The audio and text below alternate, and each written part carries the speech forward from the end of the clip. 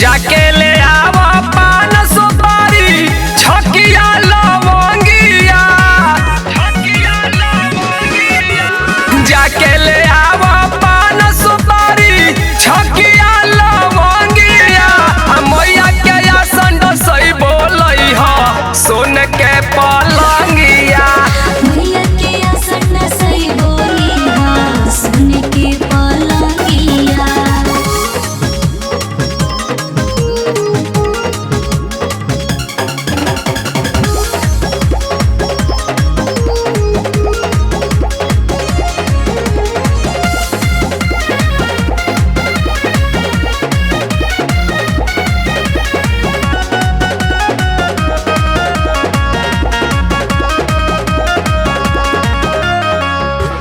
करम पूजन हो माई के लागल हमारा लालसा।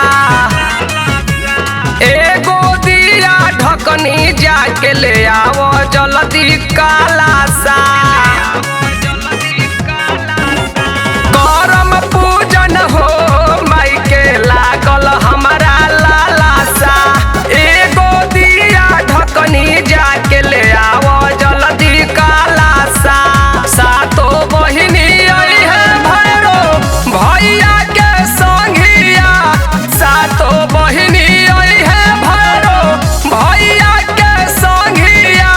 मैया के आसन सही बोली ह सोन के पलंगिया, मैया के आसन सही बोली हाँ सुन के पलंगिया।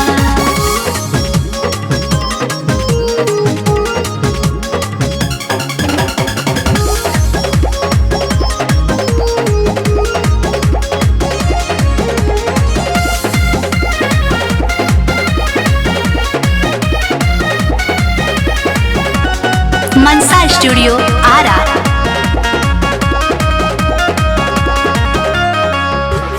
बबुआ में सहो एगो बात जनी भूलई ह।